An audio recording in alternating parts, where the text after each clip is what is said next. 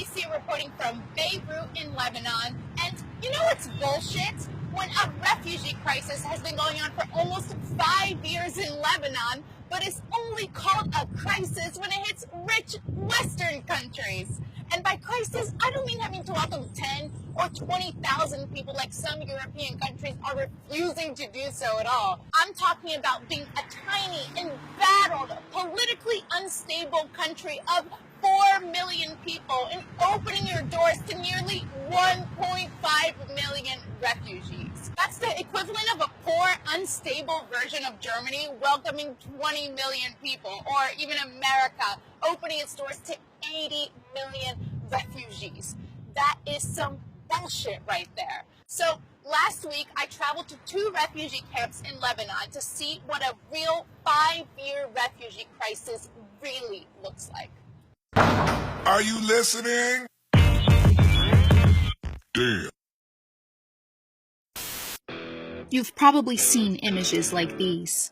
It's become known as Europe's largest migration crisis since World War II.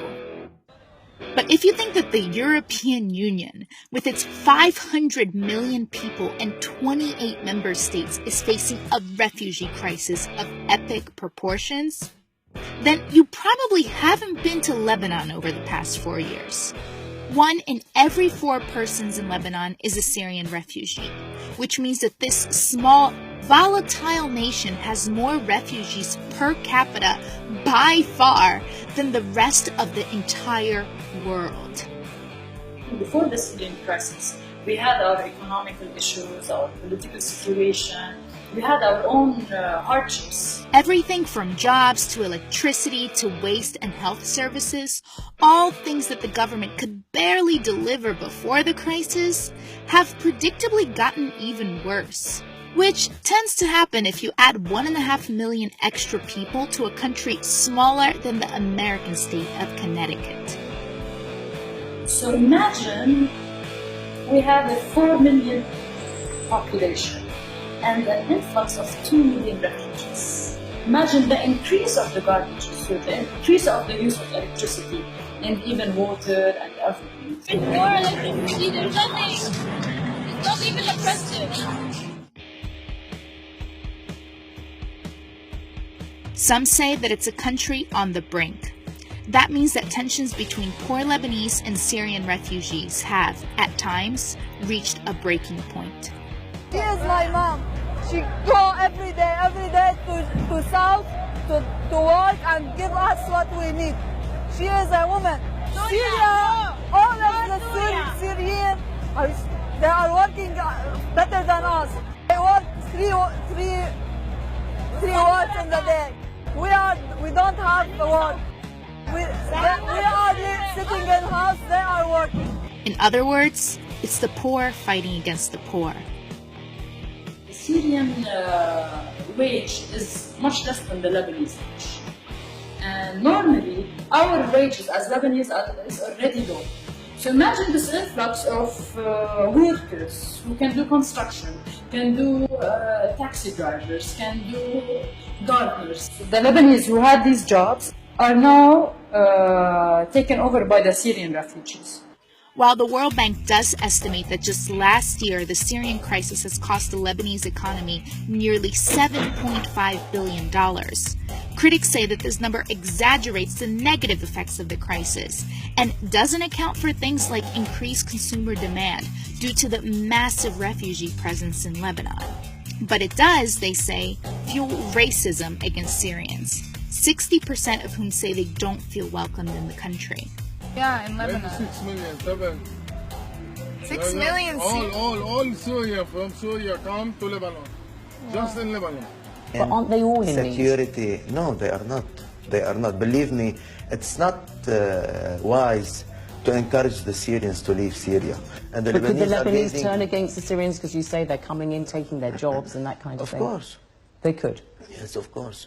Activists call this a tactic of diversion, whereby all of the country's problems are externalized to blame strange, foreign elements, the poor, refugees, migrant workers. It's a form of scapegoating that serves mostly to lessen any pressure on the country's ruling class and divert attention from their own political dysfunction. Been there for like 40 years. They've done nothing to the country. But suddenly, this is all forgotten as poor Lebanese are pitted against alleged Syrian migrants, who the political class say are not refugees seeking safety and security, but rather opportunists wanting economic gain. People are still fleeing for economical reasons. So what we should do is encourage the Syrians to go back to the calm regions in Syria, where life there can be in dignity and safety. But Lebanese civil society is fighting back. هلا انه عن جد الحق على السوري اللي جبرته ظروفه يشتغل محل بساعات اكثر ومعاش اقل، او الحق على اللي عم بيشغله اللي بده يربح على ظهره، او اصلا الحق على الدوله اللي مش عامله قانون عمل يحمل الموظفين. اذا دولته ما قادره تقوم بحالها بيكون الحق على دولته وسيادته ومعاليه وفخامته، ما تجي تكب كل عزه وتقصيرها على اللاجئين. عيب. The international community, however, has been accused of both failing Lebanon and the Syrian refugees. The impact on the school system, the health system, on the infrastructure, all these requires massive solidarity from the international community.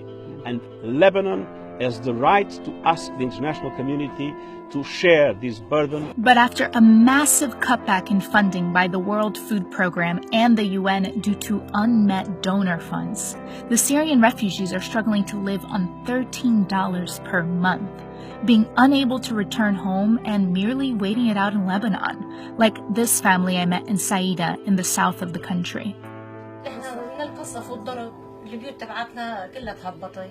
ما عضلنا هنيك بيوم. ما في عملة البوطة كلها محاوطة ومسكرة وواقفين عنا الأكل والشرب واللي بقلبها يعني عم يضربوا عليه. حلمنا نرجع والله على سوريا بس ما باين إنه نرجع باينته على سوريا لأنه كثير الوضع باينته وهذا وقاعدين هلا لحتى الله يفرجها. Another town I visited, Bar Elias in the Bekaa Valley, has been struggling to absorb one of the highest concentrations of Syrian refugees in all of Lebanon. Bar Elias, where a lot of the Syrian refugees are living right now in tent shackles, depending on international aid to survive. They used to be a town of about 40,000 people. Now they are 110,000, 70,000 of those are Syrian refugees. I was soon warmly received by 10-year-old Fatima and her family.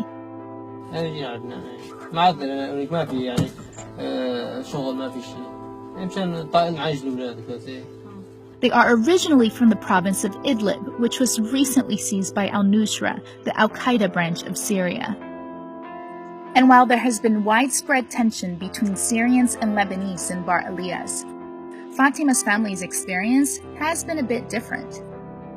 حرام يعني احنا هون ما حدا حكى معنا حرام يعني بس في قليل يعني ناس هيك بتنظروا نظرة مش منيحة بس الأغلبية يعني حرام جيراننا كثير كويسين معنا حرام يعني لا الحمد لله منيح حتى عاطينا مية حلوة وكذا ايوه مثلا يعني منيحين معنا يعني. But after 5 years of keeping its borders open, the Lebanese government has stopped registering refugees. It has also made it almost impossible for Syrians to work legally and to move and live freely. And as if it couldn't get any worse, the massive cutback in international funding for Syrian refugees has made life so intolerable in the camps that many are fleeing to the only other place with opportunity, like the Gulf countries, right? Other Arab countries who haven't opened their doors for Syrians, as let's say Saudi Arabia, you have the Kuwait, Qatar, the Emirates. Nobody has accepted one Syrian. On the contrary, sometimes they're pushing Arabs outside of their own countries. So the only other option becomes Europe, like for 18-year-old Ahmed. نحن ساكنين بالخيم فوتوا علينا مية ذيك المرة احترق المخيم نطلع منهم لبنان لا اروح على ألمانيا لا أوروبا ما في هون لا في شغل ولا شيء كنا ساكنين بسوريا عايشين كيفين هون ما في شغل. And all they dream of is returning to the place they once called home. أنا أرجع أضيع طبعا ولادي بالبيت عني. He hopes to go to Syria. He wants to go back to Syria. Syria. حلوة حلوة. حلمي ولادي انه بعلمهم وبيصيروا احلى مني يعني وما يتعذبوا الحياة مثل ما تعذبنا احنا هيك يعني. And though only 30% of Syrian children in 2013 were able to go to school because of overcrowding, Mohammed's daughter Fatima shares the same dream. Is أطفال صغار read and write أنا. لبنان نوري. سوريا read and write. ألمانيا أحسن. كمان سوريا أحسن من ألمانيا بس ما فينا نرجع سوريا. أنا ما بدي أسافر على أوروبا. كل العالم بدي أسافر على ألمانيا. ما حد بدي يضل هون. Fatima was not only my director there who spoke some English as we communicated via Google Translate, but she was also a symbol of what most Syrian refugees are looking for: safety, opportunity, the chance of a better life. Teacher. You want to be teacher? And why? أنا بحب أني أعلم الأطفال الصغار عشان يتعلموا ما بيكون مستقبلهم في المستقبل. إني هلا أنا مستقبلي ما بقعد مدرسي بقعد مدرسي بس ما بعرف أقرأ. هني هلا ما بدي يكون اخواتي مستقبلهم مثل مستقبلي. بدي يكون مستقبلهم بيعرفوا يقروا بيكتبوا بيعرفوا يقروا انجليش وبيكتبوا انجليش. Fatima's dreams are not lofty. They're basic human rights that shouldn't be confined to the walls of a refugee camp. And the minute that Western and Gulf countries step up to the plate and realize that this is a global problem that demands more than just photo ops and lip service, then Fatima will get a little bit closer to reaching her dreams that shouldn't even be dreams at all. While there's no easy solution, political leaders need to realize one thing. You cannot expect countries like Lebanon, Jordan, and Turkey to take up a burden that you're not willing to take on yourselves, because that's some bullshit. 2, 3, 4, 5, 6, 7, 8, 9, 10. I'm Alicé reporting from the Bekaa Valley in Lebanon. And you know what's...